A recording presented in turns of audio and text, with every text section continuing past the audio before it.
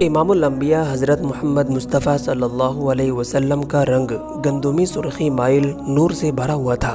آنکھیں نہ بہت بڑی نہ بہت چھوٹی تھیں، ان میں لال ڈورے تھے۔ پتلیاں ایسی کالی تھی کہ بے سرما لگائے بھی ایسا معلوم ہوتا تھا کہ سرما لگا ہوا ہے۔ دانت مبارک ایسے معلوم ہوتے تھے کہ جیسے سفید سچے موتی اور بارش کے اولے ہیں، اور ان کے بیچ میں باریک باریک ریخیں تھیں۔ ناک مبارک نور سے بھری ہوئی تھی، نہ بہت موٹی نہ بہت اونچی اور نہ پھیلی ہوئی، بڑی خوبصورت تھی۔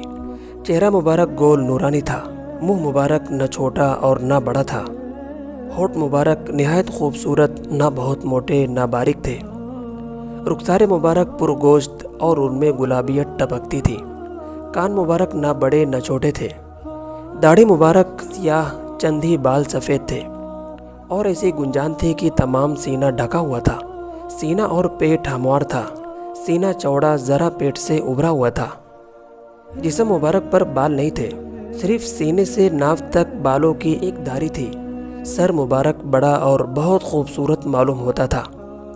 سر کے بال گھنگریالے سیاہ اور چمکیلے تھے، جو کانوں کی لو تک رہتے تھے۔ گردن مبارک نہایت خوبصورت تھی۔ قد مبارک درمیانہ تھا، نہ بہت لمبا نہ بہت چھوٹا تھا، مگر ہزاروں آدمیوں کے مجمع میں آپ ہی اونچے معلوم ہوتے تھے۔ ہاتھ مبارک لمبے اور بہت ہی خوشنما تھے۔ انگلیاں مبارک لمبی نہایت خوبصورت تھیں۔ ہتھیلیاں پرگوشت اور ایسی نرم تھی کہ ریشم بھی مات ہو جاتا تھا، اور تمام بدن کے جوڑے نہایت مضبوط تھے۔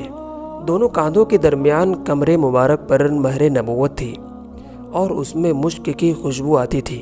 بغلیں مبارک سفید اور خوشبودار تھی۔ آپ صلی اللہ علیہ وسلم کے آگے اور پیچھے سے اندھیرے اور روشنی میں ایک سا ہی دیکھتے تھے۔ یہ آپ صلی اللہ علیہ وسلم کا معجزہ تھا۔ پاؤں مبارک خوبصورت اور تلوے ذرا ابھرے ہوئے زمین پر نہیں لگتے تھے۔ پاؤں کی انگلیاں لمبی اور خوشنما تھی، غرض کہ آپ صلی اللہ علیہ وسلم کا تمام جسم پاک معجزہ ہی معجزہ تھا۔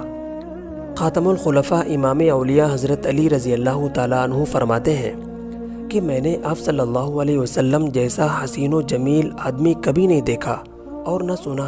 آپ صلی اللہ علیہ وسلم پاک و صاف رہنے کو بہت پسند فرماتے تھے۔ میلا کچیلا رہنا آپ صلی اللہ علیہ وسلم کو پسند نہیں تھا۔ دعا کرتے ہیں کہ اللہ تعالی ہم سب کو نبی صلی اللہ علیہ وسلم کی سیرت اپنانے کی توفیق عطا فرمائے، اور قرآن و حدیث پر چلنے کی توفیق عطا فرمائے، آمین۔